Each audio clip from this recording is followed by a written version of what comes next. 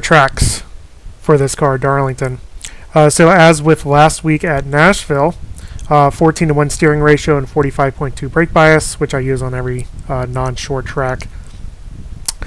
So, like before, I'll try to do a qualifying lap and then a race lap, and then talk about it in the replay afterwards.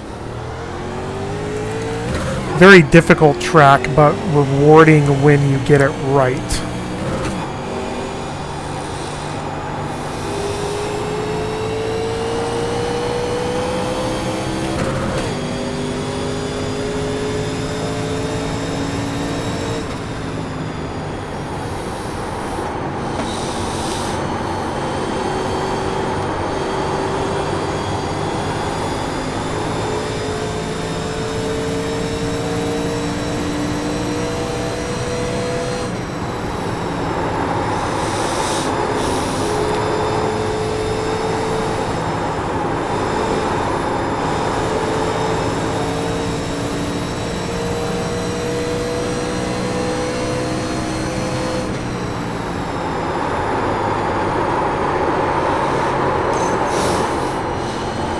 Slid a little bit too much there. Tried to do I had a really good first half of that lap. I killed it second half, that's alright. That last lap was a 31.88.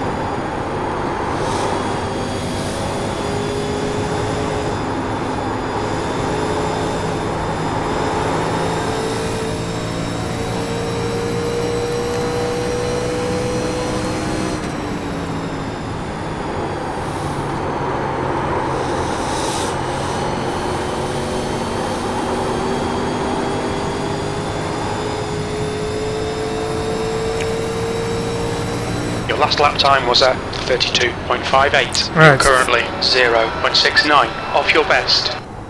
Nice. Alright, so let's take a look at that, and I'll try to do a better qualifying lap here at the end. Go back to here. So, as with before, I like to use visual indicators of when to brake. Going into turn 1, these dashed lines over here is where I start to brake during the race. During qualifying, you can go a lot faster into turn 1, but once the tires drop off about 2 or 3 laps in, you'll really need to go back further. So really when this hits the A post is when you want to start braking here. You can see I'm already on the brake a little bit. Qualifying, a really light tap of the brake, and then you're on the gas once you get it stabilized in here. You really want to be on full gas as you go through the middle of the turn. And then your goal is to let off enough to make it rotate to kind of hit the apex right before the end of turn 2. So you can see I'm starting to let off here a little bit, and my aim point is kind of up in this area. Right there is where you want to hit, kind of even with the Coke sign, because if you're too high than this, you're going to hit the wall coming off of here, and you can actually get on the gas once you're out of this turn. A lot of people will hit the wall coming off of 2. Going into 3 and 4, again, dash lines is my braking point. During qualifying, I tried to go a little bit later, which didn't work out too well because I hit the wall a little bit. But during the race, again, when this dash line hits your A pillar, that's when you want to start braking. See, I waited a little bit too long there. Again, just like usual in this car, you only want to brake about half, 50%. Basically, that goes for any track. You really don't want to brake very hard in this car because you'll have too much weight transfer and you'll spin out and stuff like that, especially with the brake bias that I have set up.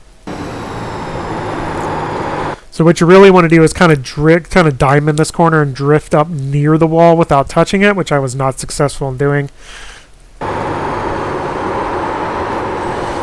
So really back where the Darlington sign is kind of where you want to be. I'm up a little bit too high. And then just like with turn 2, you want to let off the gas and then just try to hit the apex of turn 4 to get you a good run onto the front stretch. So you really want to be kind of down another half a lane and then get off the corner. A little bit loose coming off the corner because I was on the gas a little bit too much, but that'll happen. Like I said, this is a track where no 2 laps are the same. So you'll be driving every single lap kind of different each time. So As long as you get a little bit comfortable with it, as you can see, with as many times as I've run this track, I'm still not 100%, able to do it perfect every time. So again, during the race, you'll use this dash line as your break-in point for turn 1. And really, once the tires go, you use this first one too. You'll really have to get on the brakes coming into 1. But same sort of thing, let it drift up, and then once it hooks itself into the track, you can get on the gas. And then when you get kind of near this area, you're going to start to let off. During the middle of the race, you'll get all the way off the gas. And what you'll find is that getting off the gas all the way helps the car rotate into 2. And it'll get you pointed down towards the apex of turn 2. And then once it's hooked up, you can get on the gas on for the backstretch. And then again, dash lines headed into 3 and try to diamond it as much as possible.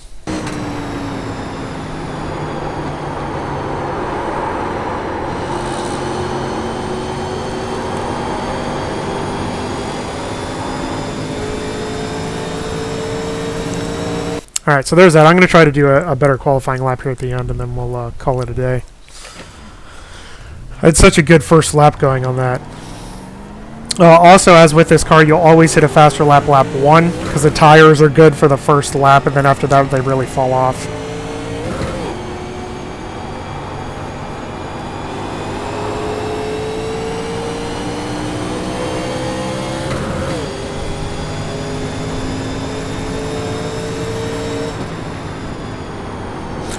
Prepping for my qualifying lap, I try to stay up by the wall to get a good run on the front stretch, and then full gas it as much as I can.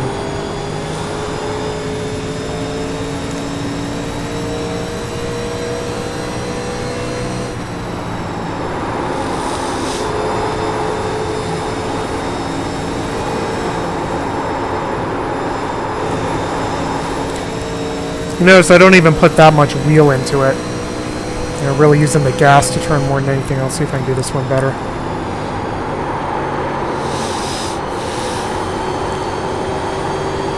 Yeah, I'm happier with that. Alright, except for that part. That would have negated that qualifying lap. Got on the gas a little bit too soon, but that was a much better lap. 31.64. That's your fastest lap. Than the first one. Thank you. That was my fastest lap. So 3 and 4 is kind of where you can make up a lot of time. Again, qualifying, I'm braking right after I get to that first dash line. And then you're kind of playing with the brake and braking just enough where you don't hit this wall as you try to diamond 3 and 4. And then as soon as you'll feel it like start to turn, and as soon as that happens, you get back on the gas as quickly as you can.